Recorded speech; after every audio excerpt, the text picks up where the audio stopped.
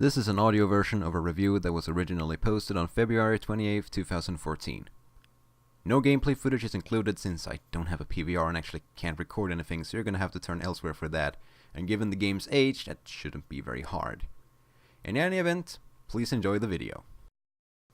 I was jumping with joy when I first heard that Tales of Symphonia, the game that introduced me to and got me hooked on the Tales series, was getting an HD remake on the PS3. It was the first Tales title to make it over here, so getting to see what all the fuss was about was incredibly exciting. What we got was an action-packed, trailblazing joyride set in a world that felt truly alive at the time, and I was immediately spellbound by the beautiful execution and the adrenaline-filled battles. Being a longtime fan and all, Namco had my money the moment the HD pack was announced.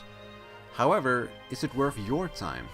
Let's go have a look. Now, since these games are a few years old, 10 years in the case of the first game, I feel a full-on review isn't necessary. You can find plenty of those in other places.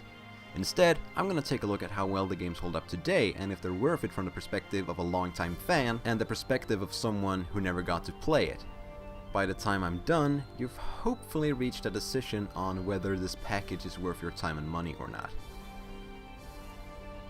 Following in the wake of more technologically advanced titles such as Exilia and Graces isn't easy for this little re-release, since the battle system in Symphonia could arguably be called bare bones in comparison. It was the first game in the series to utilize a 3D battlefield, but it still had a rather rigid grid system in the background.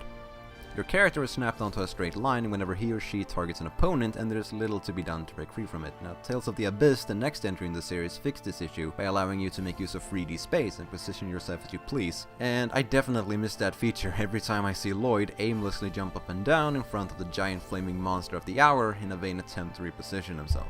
However, since the game wasn't built with free run in mind, this rarely becomes a problem, since you can just as easily jump over an enemy if you wish to hit it from behind, abnormally big or long monsters like the aforementioned flaming behemoth being obvious exceptions to this strategy. With free run and all of the other convenient systems still in the works for future titles when Symphonia originally leaped onto the scene, it's safe to say there's a fair amount you have to unlearn in order to fully appreciate the title. For example, the AI is dumb as bricks compared to newer titles, so don't depend on them too much, though you'll have to if you're playing on your own, so tough luck. It's decidedly old school, and it hurts me a bit to say that it hasn't aged particularly well in the combat aspect. The difficulty in particular, the first couple of hours are very brutal since you don't get enough gold or XP to really stay ahead of your enemies, so it feels like you're constantly being beaten down. It does get better later on, but those first hours are a grind. However, I think the story and characters are still very good, so you're likely to get your fix of Tales goodness there if the battles are a bit too meh for you. Everything is as you'd expect it to be, given that this is predominantly a visual upgrade. Gameplay has been mostly untouched, save for a few extra skills here and there. The English voices are all the same, and the story is still the same as far as I know. However, there's one thing that's different, and it's been bothering me since the moment I started it up.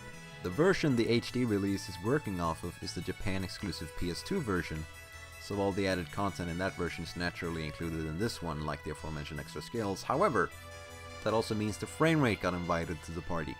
You see, the GameCube version that I'm used to ran at 60 frames per second, whereas the PS2 version runs at 30 frames per second since the PS2 was weaker.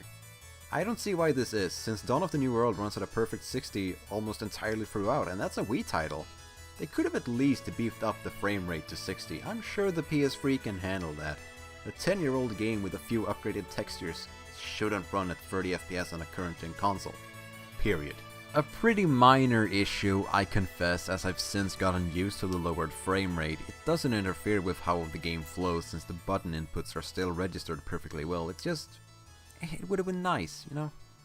As for Dawn of the New World, this is mostly a visual upgrade. From what I can tell, very little has been added. Apart from a few extra items that changes a character's appearance in battle, these weren't present in the Wii version, as far as I can tell. It's exactly the same game. Given that the game was originally on the Wii, Namco Bandai did a nice job salvaging the awful controls the nunchuck and Wiimote naturally bring to any game. Everything's been mapped to the buttons you'd expect. Guard with square, attack with cross, use arts with circle, etc., and it feels a lot more natural than the Wii version. Since this game isn't that old, at least not compared to Symphonia, I'd say it holds up really well. It's got the aforementioned free run system, as well as a pretty fun monster catching mechanic that awakens the Pokemon nerd inside me. The updated graphics also look really nice. Not quite as nice as the Tales of Graces remake, but still nice enough, though it looks pretty much identical to the results I got when trying out the game on a Wii emulator, and I only upscaled the textures. Huh. I think I'm onto you, Namco. So, to wrap things up. Symphonia is very much an old school title, and as such, its battle system probably won't excite you as much if you're more used to the titles following it, like Abyss, Vesperia, Graces, etc. However, I think the story aspect will be enough for longtime fans who missed out on it when it first came out. For the veterans who have played it before, kinda 50-50 about it, to be honest. Unless updated graphics do anything for you, just stick with the GameCube version. It still looks and plays perfectly fine even to this day, at 60 frames per second I might add. But if you're interested in the added content, like I was, then I suggest you check it out, if only to play it one more time. Dawn of the New World is more closely related to titles like Abyss, and will definitely appeal to fans of the newer games. Fans of the original will appreciate the familiar scenery as well as the continuation of the story, even though it's technically a spin-off. It should be said that Dawn of the New World doesn't feel a whole lot like Symphonia. Sure, it's set in the same world and you run into the old cast, but all that kinda feels like fan service. In my opinion, Dawn of the New World could have been its own game. It didn't really need to be linked to Symphonia.